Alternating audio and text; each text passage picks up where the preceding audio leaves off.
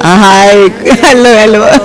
As a mom आपके लिए बहुत ही अभी के लिए सीन इम्पोर्टेंट है, हाँ इसलिए क्योंकि पहले अरमान का ब्रेक डाउन देखने हाँ को जी मिला था हाँ जी। जहाँ अरमान ब्रेक हो रहे हैं और वो अपने आप को मारने की बात कर रहे हैं, यस। और वही सेकंड सीन वही कंटिन्यूटी में अबीरा का फ़ोन आता है और वो एक सैड न्यूज़ देती है। क्या कहना चाहेंगे? सी एक माँ के लिए तो हर सिचुएशन जो बोलते हैं आप एक क्रिटिकल रहती है, एंड जब स्पेशली जब दुखद सिचुएशन हो, स्थिति हो, और यहाँ पर दुखद स्थिति ये है कि अरमान जो है वो एक बहुत ही एक विडंबनापूर्ण एक एक जद्दोजहद से गुज़र रहा है, जैसे आप कह सकते हैं एक रास्ते से गुज़र रहा है उबड़ खाबड़, और यहाँ पर वो हमें कुछ बताना चाहता है, और वो ये है कि उसने गीतांजलि से शादी कर ली है। वो ये बताना चाहता है कि दूसरी तरफ एक बोलते हैं ना एक और बादल फट जाता है अभी तो बादल फट रहे हैं सब जगह, तो एक बादल तो फटकर वहाँ मतलब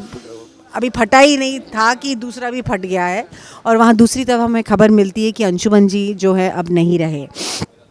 तो यहाँ पर विद्या के लिए सबके लिए, पूरे परिवार के लिए एक बहुत दुखद एक घटना है ये, और ज़्यादा इसीलिए विद्या के लिए बिकॉज़ विद्या ने, मासा ने, अभीरा ने एक तरह से एक समय बिताया था अंशुमन जी के साथ, हमारा एक रिश्ता था। भले ही विद्या चाहती थी कि अंशुमन जी से शादी ना हो अभीरा की, बिकॉज़ ऑब्वियसली वो जानती है, उसको पता है कि दिल से तो दोनों अभीरा और अरमान एक दूसरे को प्यार करते हैं, एक दूसरे के साथ रहना चाहते हैं, लेकिन सिचुएशंस ऐसी हो जाती हैं कि जिसकी वजह से वो नहीं रह पा रहे हैं। और तो यहाँ पर लेकिन अंशुमन जी के लिए विद्या का जो रिस्पेक्ट है वो हमेशा रहेगा, हमेशा था पहले भी, और वो उन चीज़ों को याद करती है जहाँ पर उन लोगों ने उसके साथ आइसक्रीम खाई थी, वो कैसे लेकर आए थे हमारी फेवरेट आइसक्रीम जो मासा खाती थी पंजाब में, कैसे हर चीज़ों को संभालने की कोशिश की है। और उससे बड़ी बात ये है कि जब हम लोगों के पास हमारे बिज़नेस को एक तरह से बढ़ावा नहीं मिल रहा था, कैसे उन्होंने आकर हमारी मदद की और कैसे हमारे बिज़नेस को आगे लेकर गए, जिसकी वजह से हमारे पास पैसे आ गए, हम अच्छे से रह पाए। तो और फिर उसके बाद उन्होंने बहुत कई सिचुएशंस में हम तीनों की मदद की थी। भले ही मासा चाहती थी, एंड मैं ये भी जानती हूँ कि मासा, अंशुमन जी बहुत अच्छे इंसान थे, और मासा का डिसीजन एक तरह से सही था कि वो चाहती थी अंशुमन से शादी करना, लेकिन अगर अभीरा की शादी अरमान से नहीं हुई होती तो शायद अंशुमन जी एक अच्छे इंसान थे उसके जीवन में आने के लिए, लेकिन and but otherwise he was a very good human being. तो यही सिचुएशन है अभी, एंड यहाँ पर विद्या खुद को तो उसको संभालना ही है, लेकिन उससे ज़्यादा उसे मासा को संभालना है, बिकॉज उसने मासा का रिश्ता उनके साथ देखा था। और वो इनफैक्ट अभी बाद वाले सीन में, एक सीन में जहाँ पर काजल और मनीषा मासा के पास जाना चाहते हैं, वो रूम में बंद करके एक तरह से कथारसिस हो रहा है मासा का, वो रो रही हैं, और मैं बोलती हूँ उन्हें मत जाओ उनके पास, क्योंकि अभी जो उनके साथ बीत रही है उनके, वो हम लोग कोई समझ नहीं पाएगा। और मैंने देखा है उनका रिश्ता अंशुमन के साथ क्या था, वो ऐसा था जैसे अंशुमन जी उनके ना पिछले जन्म के बेटे होंगे, ऐसा रिश्ता था। तो इसीलिए हम लोग, और जब इर्द गिर्द मासा के चारों तरफ मुसीबत का पहाड़ इकट्ठा हो गया था, खड़ा हो गया था, तो वहीं पर अंशुमन जी ने आकर उस पहाड़ को तोड़ा था एक तरह से। तो इसीलिए अभी जो उनके साथ बीत रही है उन्हें उनके हाल में ही छोड़ दो, हम साथ रहकर भी उनकी इस दुख को कम नहीं कर पाएंगे।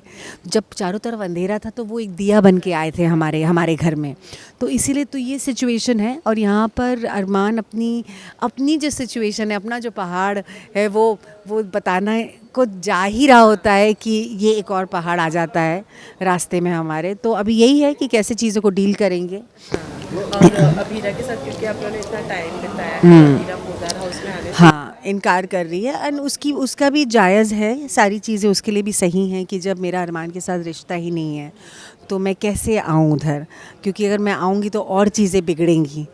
तो उसका डिसीजन सही था कि वो हालांकि विद्या को हमेशा से था कि अभीरा घर पर आ जाए, लेकिन मासा ने बोला नहीं, उसे रहने दो, उसे अपने लिए सोचने दो इस बारी विद्या, वो हमेशा हम सबके बारे में सोचती है, जो सही है एकदम।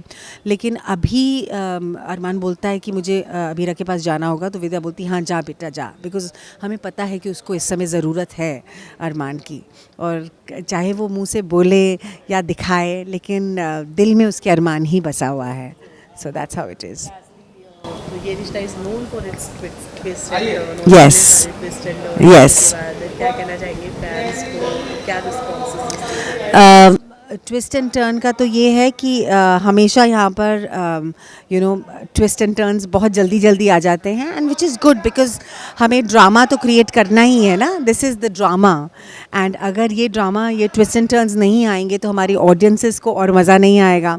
तो बहुत वन साइडेड सीरियल हो जाएगा, या एक वन साइडेड पर्सपेक्टिव आपको देखने को मिलेगा. बट यहाँ पर ट्विस्ट एंड टर्न्स की वजह से आपको अलग अलग एंगल्स देखने को मिलते हैं, अलग अलग पर्सपेक्टिव से देखने को मिलता है, ऑब्जेक्टिविटी मिलती है, सब्जेक्टिविटी मिलती है. So which is very good for the show. And हमारे राइटर्स, हमारे makers are brilliant with their minds and their brains and their creativity, that इतने कमाल के. और more so मैं आपको बताऊंगी कि कोई चीज़ हमने कहाँ छोड़ी हुई होती है, उसका कनेक्शन जो है वो इतने सब महीनों के बाद हमें मिलता है, and then we realise oh my god, अच्छा वो हुआ था इसीलिए ये कनेक्टेड है. So you know things like that कहीं पर एक छोड़ देते हैं, और फिर बाद में जाकर उसे कहीं और के साथ कनेक्शन आता है, तो तब जाकर फिर उस धागे को आगे, उस माला को आगे पिरोने लगते हैं. So that is what the खूबी is, and we are very happy as an actor. एक कलाकार को और क्या चाहिए, अलग अलग वैरायटी मिलती रहे हमें एज एन एक्टर, परफॉर्म करने की एक वर्सेटैलिटी रहे हमारे कैरेक्टर्स में, या हमारे सीन्स में, या हमारे डायलॉग्स में. तो वो तो हमारे लिए सोने पे सुहागा रहता है. And touchwood by the touchwood थू मैं कहूँगी for Vidya, I have been very very grateful, I have been very blessed that I have had so much of variety to perform with and to perform for. So that's good for me. So I'm happy. Thank you so much.